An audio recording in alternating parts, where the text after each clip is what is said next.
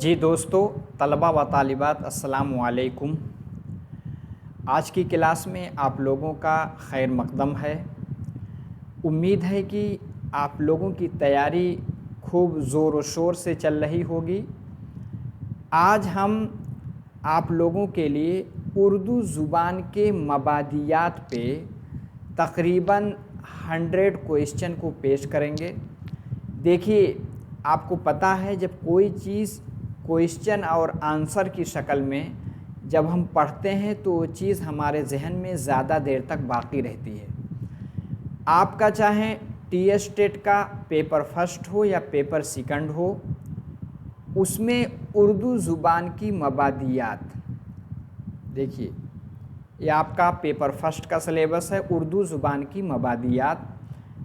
Paper second का syllabus भी आपके स्क्रीन पे है, उर्दू ज़ुबान की मबादियात। देखिए, इसके मबादियात जो है ये जमा है किसकी? मब्दा की। किसकी? मब्दा की। मबादियात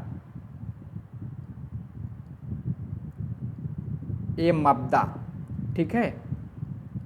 मब्दा की जमा क्या होगी? मबादियात। मबादियात का मतलब होता है किसी भी ज़ुबान की बुनियादी चीज़ें, यानी बेसिक चीज़ें, ठीक है। जैसे कोई बिल्डिंग खड़ी होती है तो उसकी भी कुछ एक बुनियाद रखी जाती है, ठीक है। अगर वो बुनियाद मजबूत होती है तो बिल्डिंग ऊपर आप कई मंजिला खड़ा कर सकते हैं। इसी तरह उर्दू ज़ुबान की कुछ मबादियात हैं। अगर आप उस मबादियात पे गिरफ्त रखते हैं, अगर आपको उन मबादियात के बारे में पता है तो आप उर्दू ज़ुबान में भी बहुत महारत हासिल कर सकते हैं। तो ये आपके सिलेबस का हिस्सा है। इसको मैंने, देखिए, इस तरह से सवाल जवाब की शक्ल में आपके सामने पेश करूँगा। बहुत मेहनत करके मैंने इसको बनाया है और मबादियात के जितने कंसेप्ट हैं सब इसमें क्लियर हो जाएंगे। अभी तक आपकी जो 6 क्लास हुई है टी स्टेट की, उसमें तकरीबन आपका सिलेबस पूरा हो जा रहा, जो आपका 24 नंबर का है। कितने नंबर का है? 24 नंबर का। 24 नंबर का एक ओवरऑल आइडिया जो है पूरे, यानी 6 क्लास में पूरी हो गई है।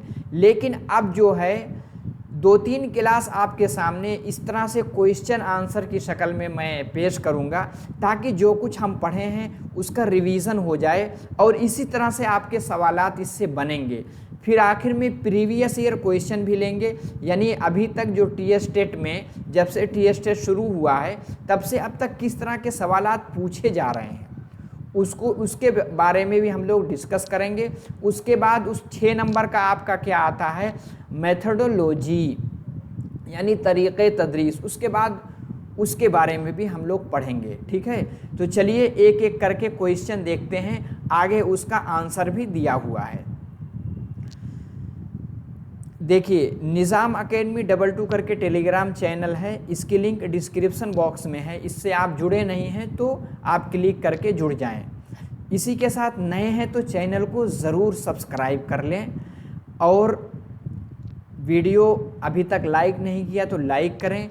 कोई मशवरा है तो आप कमेंट बॉक्स में लिखिए। इसी के साथ जो आपके साथी हैं, आप चाहे डिप्लोमा के स्टूडेंट रहे हों या आप बीएड के रहे हों, आपका कॉमन ग्रुप आजकल बनता है, उसमें मेरे कहने से आप शेयर कर दीजिए ताकि सभी लोग इससे फ़ायदा उठा सकें। चलिए पहला सवाल हम देखते हैं। हुरूफ के मजमूए को क्या कहा जाता है? जो हुरूफ का मजमुआ है उसको क्या कहते हैं? हुरूफ़े तहज्जी, ठीक है। बस इसी तरह से हम पढ़ेंगे। उर्दू ज़ुबान में हुरूफ़े तहज्जी कितने हैं? 36।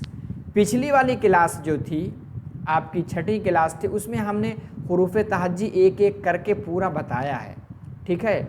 अब उसमें तीसरा सवाल क्या बनेगा कि इकहरी आवाज़ वाले हुरूफ को क्या कहते हैं? इकहरी मतलब एक तरफा, ठीक है। इकहरी आवाज़ वाले हुरूफ को क्या कहते हैं? मुजर्रद हुरूफ। बस इसी तरह से आप जहन में याद रखिएगा, उसको क्या कहते हैं? मुजर्रद हुरूफ, जिसमें इकहरी आवाज़ पाई जाए। और दोहरी आवाज़ वाले हुरूफ को क्या कहते हैं? मखलूत हुरूफ। मखलूत का मतलब जिसमें खलत मलत, यानी कई चीज़ें मिल जाएं।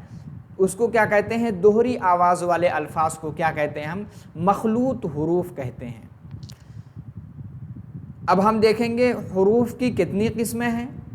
जो हुरूफ हैं, जो आपके लेटर्स हैं यानी हुरूफ तहज्जी हैं, उसकी कितनी किस्में हैं, बुनियादी तौर पे 2 किस्में बनती हैं।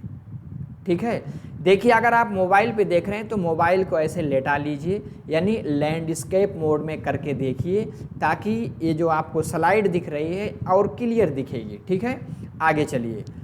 हुरूफ की कौन सी 2 किस्में हैं? हुरूफ की 2 किस्में हैं, एक है हुरूफ सही और एक है हुरूफ इल्लत। याद रखिएगा, हुरूफ इल्लत, हुरूफ सही। इंग्लिश में जैसे आप पढ़े थे, एक कॉन्सोनेंट है एक वावेल, उसकी भी 2 किस्में थी। इसी तरह उर्दू ज़ुबान में भी एक हुरूफ इल्लत जिसको आप वावेल कहते हैं, और हुरूफ सही जिसको आप कॉन्सोनेंट के नाम से इंग्लिश में जानते हैं। ठीक है, ऐसे हुरूफ जो दूसरे हुरूफ से मिलकर आवाज़ पैदा करते हैं क्या कहलाते हैं? हुरूफ इल्लत। ठीक है, हुरूफ इल्लत में क्या है, दूसरे हुरूफ से मिल करके जो आवाज़ बनाते हैं उसको हम हुरूफ इल्लत कहते हैं। हुरूफ इल्लत कितने हैं? आपके जहन में आ रहा होगा कि कितने हैं। हुरूफ इल्लत 3 हैं। कौन कौन है वो भी देख लेते हैं। हुरूफ इल्लत कौन है? वाव, अलिफ, या। ठीक है, इस तरह याद रखिएगा ट्रिक के साथ। वाय, क्या? वाय यानी वाव, अलिफ, या। ये क्या आपके हुरूफ इल्लत हैं। हुरूफ इल्लत के अलावा दूसरे बाकी हुरूफ क्या कहलाते हैं? उसको हम हुरूफ सही कहलाते हैं। ठीक है, वह अलामतें जिनसे हुरूफ का आपस में मेल होता है क्या कहलाती हैं? जो अलामतें जिससे हुरूफ का आपस में मेल होता है वो क्या कहलाती हैं? वो एराब कहलाती हैं। क्या? एराब। ज़बर, ज़ेर, पेश और जज़्म क्या कहलाते हैं? यही एराब है। एराब क्या है? किसी लफ्ज़ के आखिर वाली हरकत वो एराब कहलाती है। वो या तो ज़बर होगी, या तो ज़ेर होगी, या तो पेश होगी, या तो जज़्म होगी, जिसको हम सुकून के नाम से भी जानते हैं। यही क्या आपका है? यही आपका एराब है। अब थोड़ा सा और देख लेते हैं इसके मबादियात में। ज़बर का माना क्या होता है? ऊपर। आपको पता है किसी लफ्ज़ के ऊपर इस तरह से लगता है उसको हम क्या कहते हैं? ज़बर कहते हैं। ज़ेर का माना क्या होता है? जो किसी के नीचे, जैसे यहाँ किसी के नीचे लग गया वो क्या हुआ? वो आपका ज़ेर हो गया। पेश का माना आगे, लेकिन पेश की एक अलामत होती है इस तरह से। ठीक है, जैसे आप देखेंगे वाव की शक्ल से। ठीक है, जज़्म का दूसरा नाम, जज़्म का दूसरा नाम क्या है? सुकून भी है। ठीक है, पिछली क्लास में हमने सब पढ़ रखा है मबादियात, लेकिन आज क्वेश्चन आंसर की शक्ल में पढ़ रहे हैं। ऐसे अगर आप पढ़ेंगे तो आपके जहन में ज़्यादा देर तक बाकी रहेगी चीज़ें। तशदीद, मद और तनवीन क्या कहलाते हैं? तशदीद, मद और तनवीन तीनों क्या है? ये अलामतें हैं।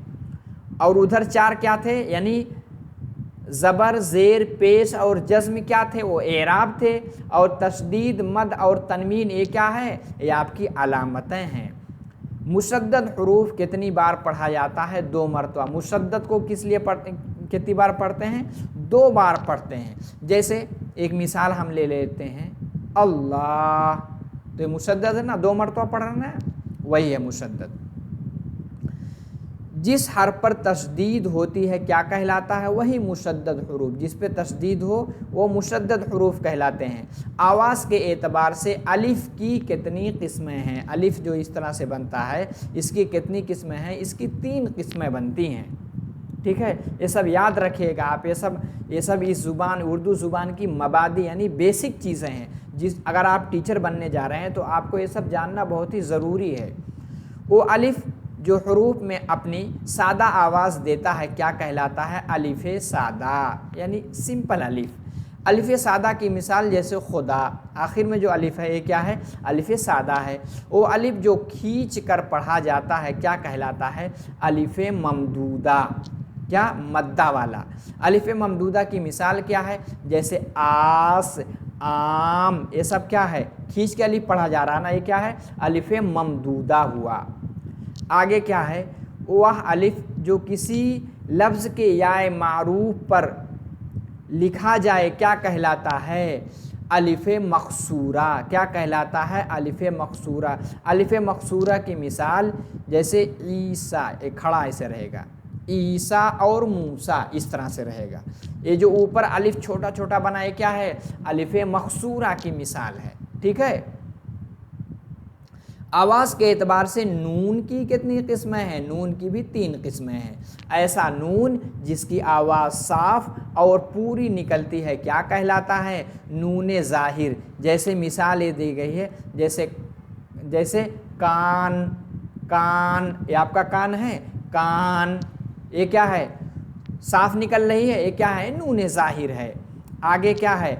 ऐसा नून जिसकी आवाज़ साफ और पूरी नहीं निकलती क्या कहलाता है? नून गुन्ना। ठीक है, गुन्ना। ठीक है। ऐसा नून जिसकी आवाज़ नाक से थोड़ी सी निकलती है क्या कहलाता है? नून मुशब्बा गुन्ना। जैसे रंग, जैसे रंग। ठीक है। आगे है, आवाज़ के लिहाज से वाव की कितनी किस्में हैं? वाव की भी 3 किस्में हैं। पिछली क्लास में आपने पढ़ रखा है, अब यहाँ सवाल जवाब की शक्ल में देख रहे हैं ताकि हमारा रिवीजन हो जाए। वाव की 3 किस्में कौन कौन सी हैं? एक होता है वाव मारूफ, एक होता है वाव मजहूल, एक होता है वाव मादूला। आपने पिछली क्लास में तीनों पढ़ रखा है। आगे क्या है? ऐसा वाव जो खूब जाहिर होकर पढ़ा जाए उसको वाव मारूफ। जैसे सूरत, तो वाव क्या है? खूब जाहिर होकर पढ़ा जा रहा है। ऐसा वाव जो खूब जाहिर होकर ना पढ़ा जाए वो क्या कहलाता है? वाव मजहूल। जैसे शोर, जैसे शोर, बहुत जाहिर करके नहीं पढ़ा जा रहा ना। ऐसा वाव जो सिर्फ लिखा जाता है, पढ़ा नहीं जाता, बल्कि उसकी बू आती है, उसको क्या कहते हैं? वाव मादूला। वाव मादूला की मिसाल देखिए, जैसे ख्वाहिश, तो वाव ख्वाहिश नहीं पढ़ते, क्या पढ़ते हैं? ख्वाहिश। सिर्फ वाव की बू आती है। आगे क्या है? तनख्वाह नहीं कहते, बल्कि क्या कहते हैं? तनख्वाह। ठीक है। जैसे अल्फाज में कौन सा वाव इस्तेमाल? ये क्या है? वाव मादूला है। वाव मादूला, ये छूट गया टाइप करने में, वाव मादूला है। देखिए, अगर इस तरह से तरीका समझ में, रिवीजन है इसलिए मैं थोड़ा तेज़ चल रहा हूँ। ठीक है। इससे पहले मैंने डिटेल से समझाया है। लाइक नहीं किया तो लाइक करें, समझ में आ रहा है तो कमेंट बॉक्स में ज़रूर बताएं। लिखने, देखिए लिखते हैं तो जो पढ़ा रहा है उसको एक फीडबैक मिलता है, एक मोटिवेशन मिलता है, वो और अच्छे से आपके सामने पढ़ा सकता है। तो अगर नहीं है तो कमेंट बॉक्स में ज़रूर लिखें आप। आवाज़ के एतबार से हा की कितनी किस्में हैं? 3 हैं। एक हाय असली है, एक हाय मखलूत है यानी जो मिला जुला, एक हाय मख्फी जो छिपा होता है। 2 चश्मी हा, ए वाला 2 चश्मा वाली हा क्या कहलाती है? हाय मखलूत। ठीक है। आवाज़ के एतबार से या की कितनी किस्में हैं? 2 हैं। एक याय मारूफ, एक याय मजहूल। जब किसी, पिछली क्लास में डिटेल से मैंने समझाया है, जब किसी, पिछली क्लास जिन्होंने नहीं देखी प्लीज़ उसको ज़रूर आप देख लें। ठीक है। जब किसी इस्म पर अगर अलिफ लाम हो और अलिफ लाम पढ़ा जाए तो उसको क्या कहते हैं? हुरूफ कमरी कहते हैं। जैसे अल-कमर, अगर अलिफ लाम है, अलिफ लाम पढ़ा जा रहा है, उसको हुरूफ कमरी कहते हैं। और क्या है? जब किसी इस्म पर अगर अलिफ लाम हो मगर अलिफ लाम पढ़ा नहीं जाता तो उसको क्या कहते हैं? हम हुरूफ शमसी कहते हैं। हुरूफ कमरी कितने हैं? 14 यानी 14। हुरूफ शमसी कितने हैं? 14 यानी 14। टोटल कितने हैं? 28 हैं। 14 आपके कमरी हैं, 14 आपके शमसी हैं। अब हमें बड़ी कन्फ्यूजिंग होती है कि हम शमसी कैसे याद करें और कमरी कैसे याद करें। ठीक है, ये बड़ा मुश्किल है, लेकिन मैंने पिछली क्लास में आपके लिए एक ट्रिक बनाई थी। अगर आप उस ट्रिक को याद कर लेते हैं तो हुरूफ कमरी आपको याद हो जाएगी। हुरूफ कमरी उतनी हुरूफ आप फट से उस ट्रिक से देख लेंगे। अगर वो नहीं है तो जो है क्या है? वो हुरूफ शमसी है। पिछली क्लास में डिटेल से एक मरतबा मैं बता देता, मैंने बताया था अबिग हज का वक़फ़ अकीमा। ठीक है, यहाँ मैं लिख देता हूँ, वैसे सॉरी यार, अबिग 3 हो गए ना। अलिफ बा गैन, ठीक है। हज्जका,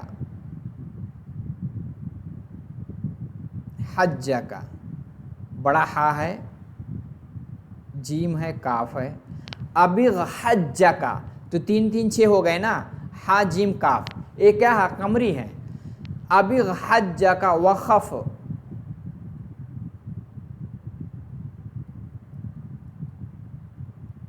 वखफ क्या 3 हो गए ना, ठीक, 3 3 6 3 3 का 9 9 हो गए। अबिग हज्जका वखफ, अब हम क्या है, अकीमा,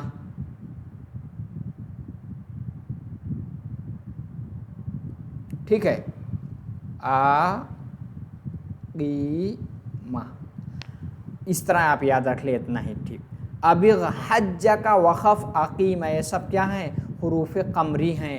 अगर ये लफ्ज़ आता है, ठीक है, तो क्या है, अलिफ लाम पढ़ा जाता है।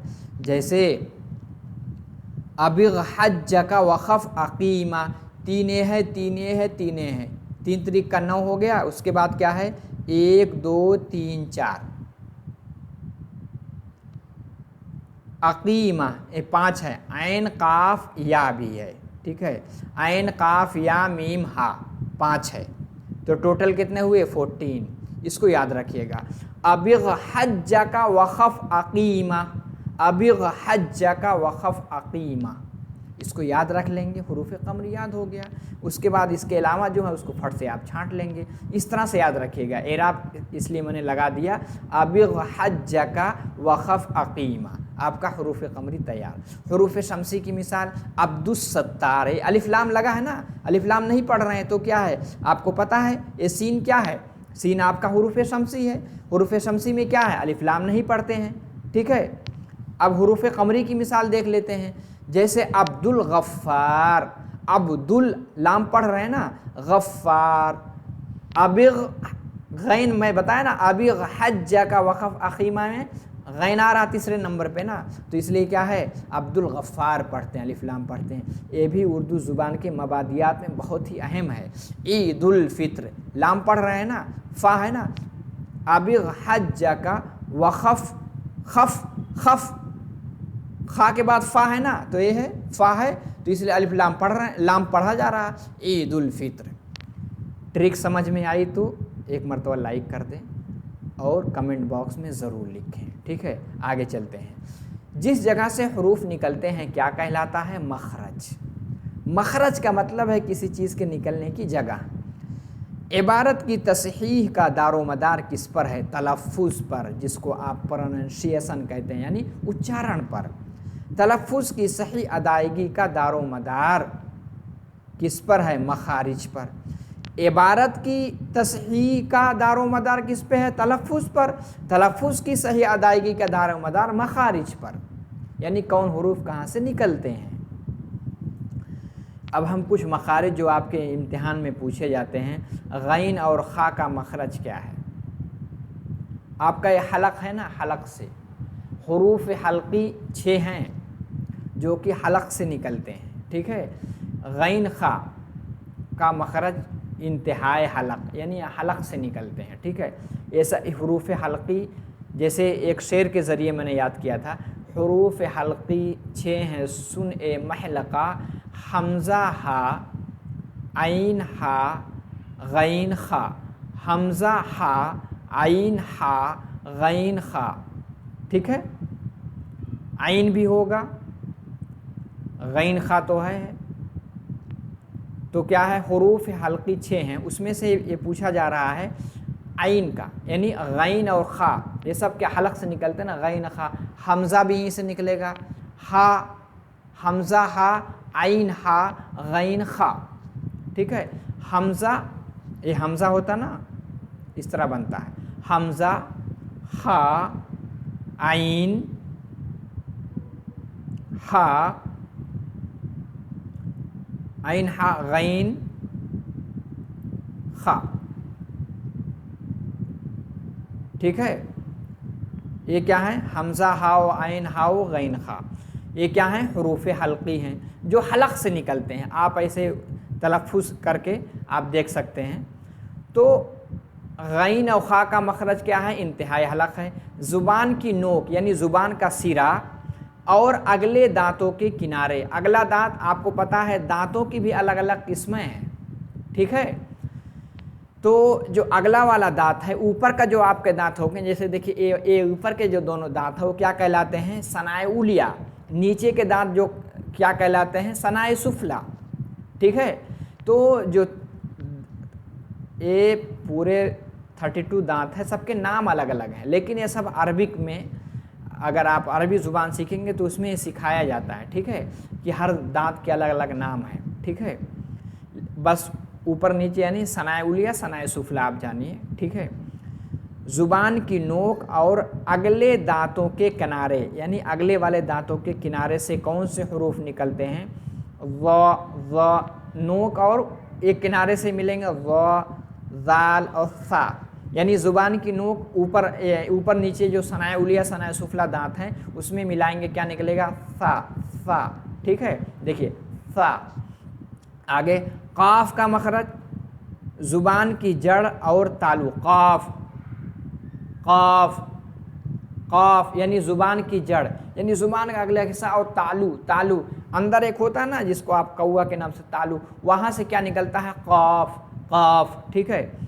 और ज़ुबान का सिरा और सामने वाले नीचे और ऊपर के दांतों के सिरों से निकलने वाले हरूफ, ज़ुबान का सिरा यानी ज़ुबान का आगे वाला हिस्सा और सामने वाले नीचे और ऊपर के दांत हैं। अगले दांतों के किनारे यहाँ था, सामने वाले नीचे ऊपर के दांत। सामने वाले दांत क्या है, एक तो सनाए उलिया है, सनाए सुफला है,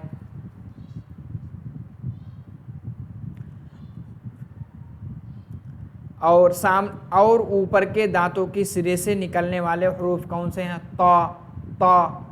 ये ऊपर सामने वाले जो दांत हैं, ठीक है, क्योंकि सनाए उलिया सनाए सुफला हैं, और उसके बाद किनारे वाले भी जवाहिक हैं, ये सब हैं, अनियाब हैं जो सामने वाले दांत हैं। तो दा ता यानी ज़ुबान की नोक आगे वाले दांत में लगाएंगे, ता दा तो थोड़ा सा होंठ मोटा करेंगे तो क्या निकलता है, तो, ठीक है। आगे चलिए,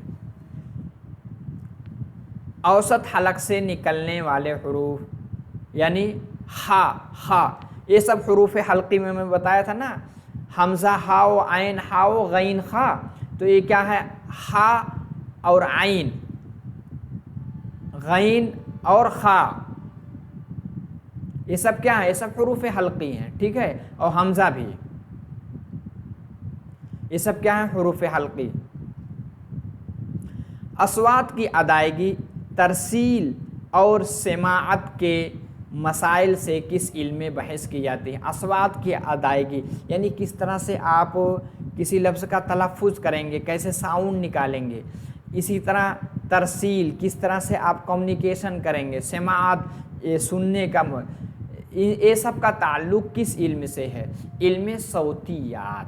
किससे, इल्म सौतियात में बताया जाता है कि कैसे साउंड, कैसे आइन निकलेगा, कैसे गैन निकलेगा, छोटी सीन यानी शीन कैसे निकलेगी, सारी चीज़ें इसमें बताई जाती है। किस में है, इल्म सौतियात, जिसको आप कहते हैं फोनेटिक, ठीक है, यानी फोनोलॉजी क्या है,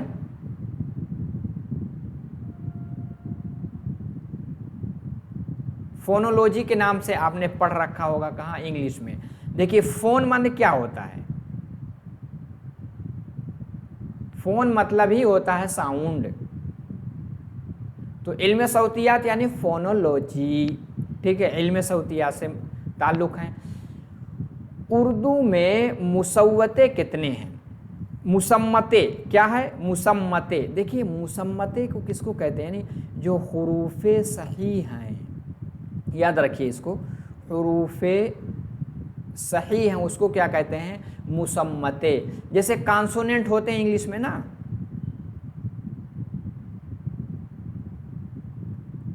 कॉन्सोनेंट जो होते हैं उसको हुरूफ़े सही, उसको मुसम्मते भी कहते हैं। देखिए पूरे कितने हैं, 36 बताया गया है।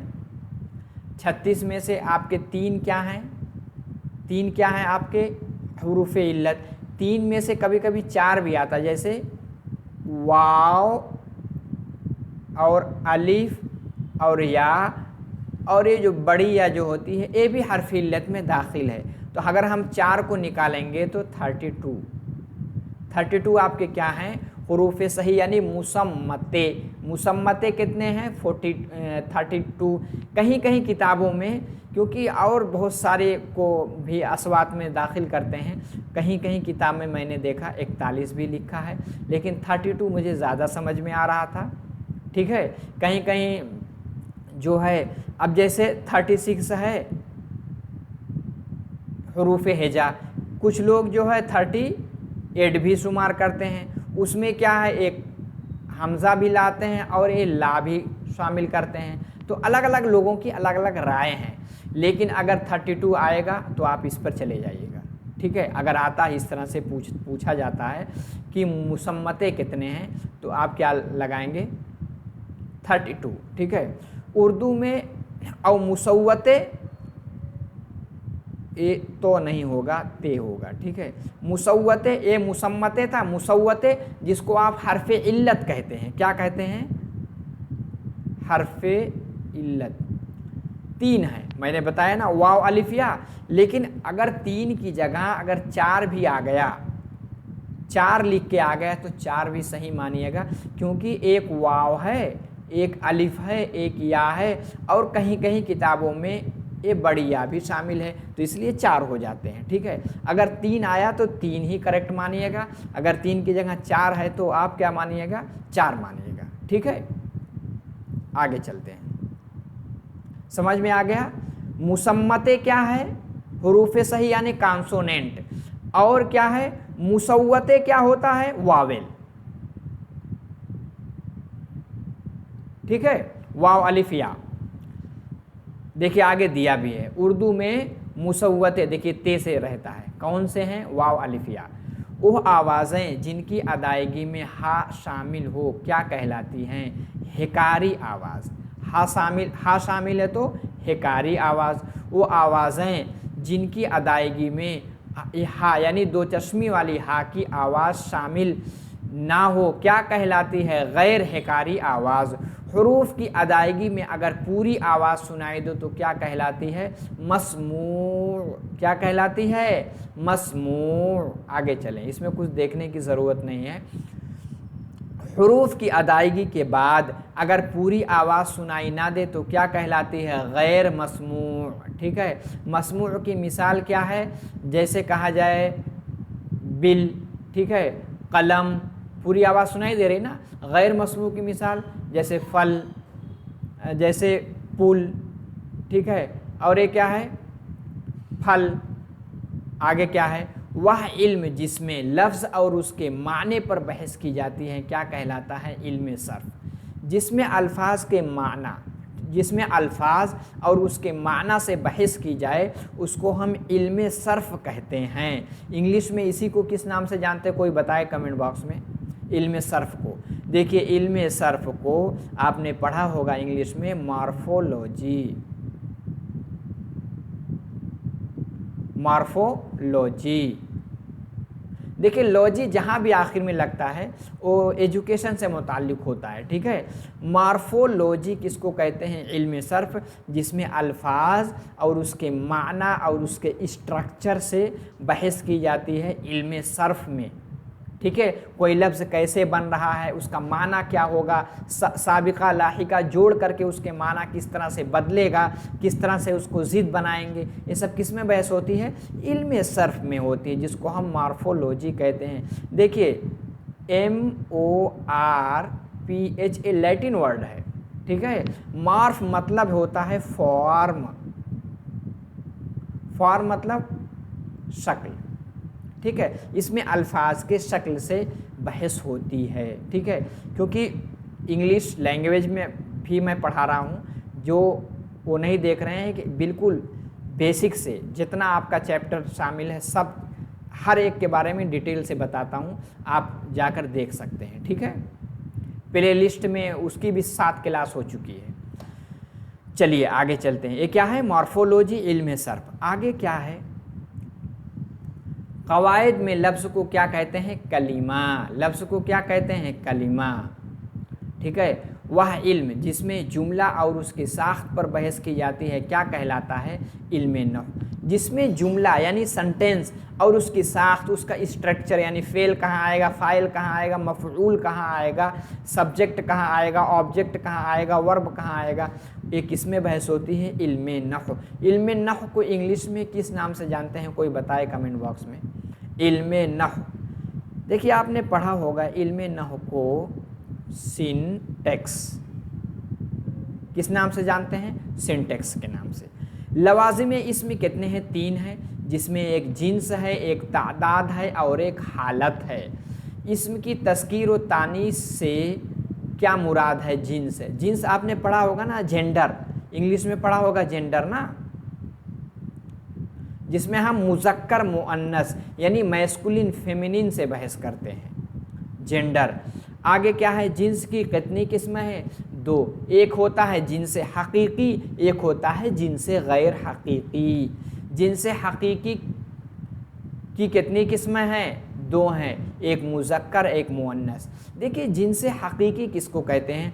जिसके मुकाबिल में कोई जोड़ा हो उसको हम जिन्स हकीकी कहते हैं। जैसे मर्द के मुकाबिल में औरत एक जोड़े वाली शक्ल बनती है, क्या है? जिन्स हकीकी। इसी तरह जैसे बकरा बकरी, मुर्गा मुर्गी, ये सब क्या है? जिन्स हकीकी की मिसाल है। और जिन्स जैसे लड़का लड़की, ये सब क्या है? जिन्स हकीकी। जिन्स गैर हकीकी में जिसमें जानदार चीज़ों के जोड़े की बात नहीं होती है। जिनसे हकीकी की कितनी किस्में? मुज़क्कर मुअन्नस, लड़का लड़की जिनसे हकीकी हैं, गैर हकीकी जिनसे हकीकी। एक चीज़ रखिएगा, जिनका जोड़ा बन जाए, ठीक है, वो क्या है? जिनसे हकीकी में हो जाएंगे। जिनसे गैर हकीकी जैसे टोकरा टोकरी, इसका कोई जोड़ा तो होता नहीं, इसमें कोई जान तो होती नहीं, ठीक है। अब कोई अगर जानदार चीज़ है उसका जोड़ा है तो क्या है? जिनसे हकीकी होगा। अगर गैर जानदार है जिनसे गैर हकीकी बनेगा।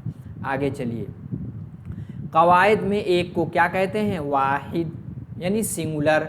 कवायद में 2 को क्या कहते हैं? जमा यानी प्लूरल, ठीक है। कवायद में किसी इस्म को दूसरे इस्म या फेल के साथ जो ताल्लुक़ होता है उसको क्या कहते हैं? हालत। आपने पढ़ा होगा इंग्लिश में ना केस, क्या पढ़ा होगा इंग्लिश में आपने? केस। केस हालत होती है ना, कोई भी सेंटेंस उसकी एक हालत होती है। कवायद में किसी इस्म को दूसरे इस्म या फेल के साथ जो ताल्लुक़ होता है उसको क्या कहते हैं? हालत यानी केस। इस्म की कितनी हालतें हैं? 6 हालतें। कितनी है टोटल? 6 हालतें हैं, देख लेते हैं। हालत फ़ाइली जिसमें इसमें क्या होगा? सब्जेक्ट यानी फ़ाइल बनेगा। मफ़ऊली जिसमें इसमें क्या बनेगा? मफ़ऊल बनेगा। निदाई जिसमें हर्फ निदा बनेगा यानी उससे पहले मुनादा लगेगा। इज़ाफ़ी यानी मुज़ाफ़ मुज़ाफ़िले होगा। तौरी, तौरी का मतलब होता तौर तरीक़ा ज़रिया, यानी तौरी में अक्सर ज़मान व मकान के बारे में बात होती, ठीक है, उसकी हालतें हैं, ठीक है। अहमद ने खाना खाया, अहमद क्या है? फ़ाइली हालत में है ना, अहमद ही काम करने वाला है। इस जुमले में अहमद किस हालत में है? फ़ाइली। वो हालत जिसमें इस्म पर काम का असर वाक़े हो क्या कहते हैं? मफ़ऊली। वो हालत जिसमें किसी का बुलाना ज़ाहिर हो उसको क्या कहते हैं? निदाई, ठीक है, ऐसे याद रखिएगा। आगे है, अगर इस्म जुमला में किसी फ़ेल या वाक़े की ख़बर देता है क्या कहलाते हैं? ख़बरी, ठीक है। एक होता है ना जुमला ख़बरिया, जुमला इंशाइया, वही ख़बरी। वह हालत जिसमें एक इस्म को दूसरे इस्म से निस्बत दी जाती है, यानी काकी के ज़रिए निस्बत दी जाती है, उसको क्या कहते हैं? इज़ाफ़ी। वह हालत जिसमें किसी इस्म से ज़मान मकान का मफ़हूम पाया जाए, ठीक है, यानी तौर व तरीक़ा, ज़रिया, तरतीब, ज़मान मकान, वो क्या है? तौरी तरीक़ा, ठीक है, तौरी हालत है। वो अल्फाज जो फ़ेल से मिलते जुलते हैं क्या कहलाते हैं? मुशाबे फ़ेल, जिसको आप इंग्लिश में किस नाम से जानते हैं? एडवर्ब, ठीक है, मुशाबे फ़ेल कहते हैं उर्दू में। आगे देखते हैं, मुशाबे फ़ेल की कितनी किस्में हैं? 3 हैं, एक फ़ाइल, एक मफ़ऊल, एक हालिया, ठीक है, याद रखिएगा। देखिए हम लोग 85 क्वेश्चन पहुँच गए। जिन्होंने अभी तक लाइक नहीं किया तो प्लीज़ लाइक ज़रूर कर लें। नए हैं तो चैनल का हिस्सा बन जाए, जैसे वीडियो अपलोड होगी नोटिफिकेशन आपका मिल जाएगा।